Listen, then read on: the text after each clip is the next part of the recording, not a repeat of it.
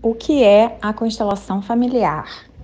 A constelação familiar é uma terapia breve, ou seja, não é uma terapia que você repete semanalmente, mensalmente, mas é uma terapia breve, pontual, que ajuda na expansão da consciência para que o indivíduo perceba qual é o pano de fundo dos desafios que estão se apresentando na sua vida naquele momento. O que significa isso? Nós só temos 10% de consciência, 90% é inconsciente. Então nós não sabemos que forças estão nos movendo para que a gente tenha determinadas atitudes ou determinados episódios na nossa vida. A constelação traz esses episódios à luz e então a pessoa pode fazer uma escolha. Eu quero continuar vivendo esse desafio ou essa é a história da minha mãe, essa é a história do meu pai, essa é a história dos meus antepassados. Então a constelação faz com que o movimento aconteça de dentro para fora, não é uma decisão externa, e algo se move em direção à realização do propósito de vida de cada um. Como funciona a constelação familiar? Pode ser presencial, pode ser online, pode ser individual e pode ser em grupo. Ou seja, se a constelação for individual, é o terapeuta e o cliente e nós utilizamos vários recursos, bonecos, visualizações, de acordo com o nível de consciência da pessoa. Porque tem pessoas que são muito mentais, têm dificuldade de sentir. E essa terapia tem uma característica específica. Ela não atua no campo mental, ela atua no corpo emocional. Ou seja, a pessoa precisa estar de coração aberto. Quando a sessão é em grupo, vêm os convidados, os participantes, que vão representar os papéis. E é uma experiência muito fantástica, porque o ser humano, com a sua sensibilidade, entra em sintonia com o campo de informação da família e traz conteúdos incríveis que a pessoa normalmente, a pessoa que está constelando fica surpresa com o conteúdo e com a coerência daquilo que está sendo trazido e que muitas vezes ela não tinha consciência daquilo. Então muitas fichas caem durante e após. Quais são as ordens do amor? São 3. A primeira, que todos têm o direito de pertencer. Num sistema onde existem excluídos, o sistema enfraquece. Então, não importa a condição da pessoa, se ela nasceu num sistema, ela precisa ser honrada e respeitada. A segunda é a ordem de precedência, o respeito à hierarquia. Quem veio primeiro precisa ser respeitado como quem vem primeiro. Imagine uma pessoa que não respeita os seus pais. O que pode acontecer na vida dela? Então, o respeito à hierarquia é muito importante. Por exemplo, um irmão que vem depois precisa respeitar o que veio primeiro e assim sucessivamente. A terceira ordem é o equilíbrio entre o dar e receber. Ela é a base de qualquer relação.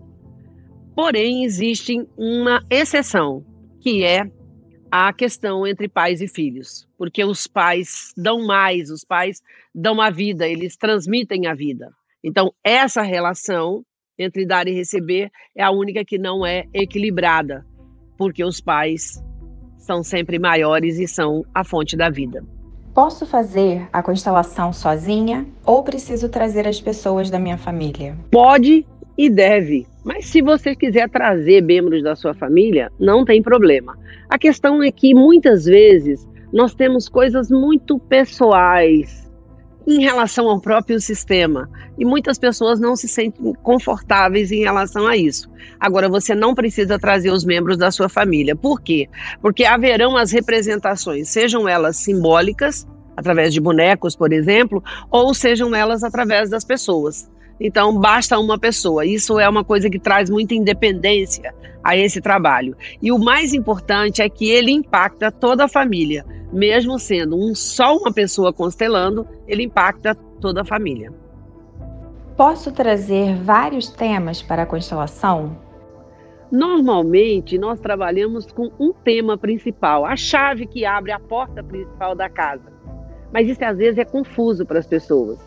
Então, eleja o tema que você quer trabalhar naquele dia. E se você não conseguir eleger esse tema, fique tranquilo que o terapeuta vai fazer várias perguntas que vai ficar bem evidente para você a questão que você precisa trabalhar naquele dia. É possível fazer a constelação para outra pessoa? Não, normalmente não. A diferença desse trabalho é que a pessoa deve vir por ela mesma, ela tem que estar pronta para assumir responsabilidade e olhar para as suas questões pessoais. Salvo em casos de filhos pequenos, filhos menores de idade ou com algum portador de alguma necessidade especial. Caso contrário, cada pessoa deve vir fazer a sua própria constelação. Quanto tempo eu devo esperar para fazer uma constelação?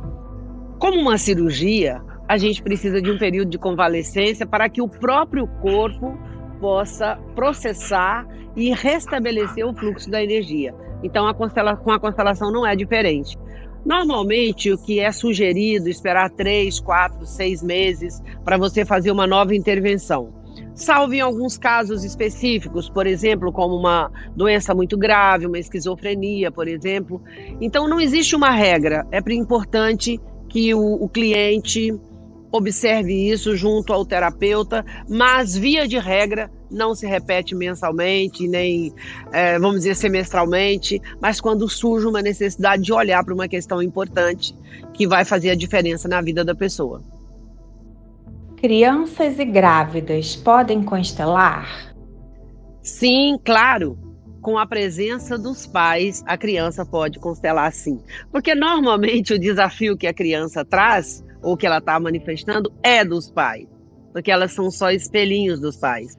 E grávidas, em caso realmente de necessidade, se isso é algo essencial, o que o Bert Hellinger recomenda é que nós sejamos cuidadosos, porque as mulheres estão a serviço de algo maior durante o período de gravidez.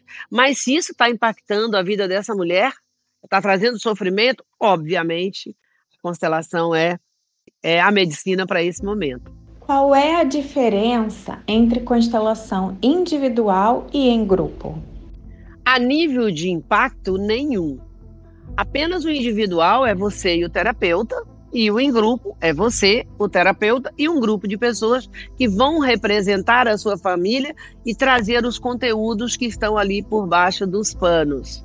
No caso do individual, a gente trabalha com os bonecos ou com outros recursos, de acordo com o nível de consciência da pessoa. Qual o impacto dos mortos na nossa vida? Muito forte, porque mortos e vivos são tratados igualmente na constelação. O que a gente observa é que o fato da pessoa ter desencarnado, ela não ter um corpo, não quer dizer que ela não pertença mais ao sistema. Vivos e mortos são tratados igualmente, e o que se observa é que muitas vezes eles impactam até mais forte do que aqueles que estão vivos dentro do sistema, porque todos precisam pertencer. Eu preciso fazer alguma coisa depois da constelação? Respirar e confiar na alma. Entregar completamente aquilo que foi feito, sem permitir que a mente fique questionando tudo o que aconteceu. O que aconteceu vai ficar registrado no seu corpo e você não precisa fazer nada, você só precisa entregar e confiar. Eu posso falar sobre a minha constelação? Pode, mas você pode comprometer o seu trabalho. O que é recomendado é que a gente feche a boca, que a gente não fale, para a gente não dispersar a energia e não interferir em tudo aquilo que foi feito. Uma nova imagem começa a atuar e acontece um movimento de dentro para fora. Então não precisa fazer nada e nem deve falar nada sobre a constelação.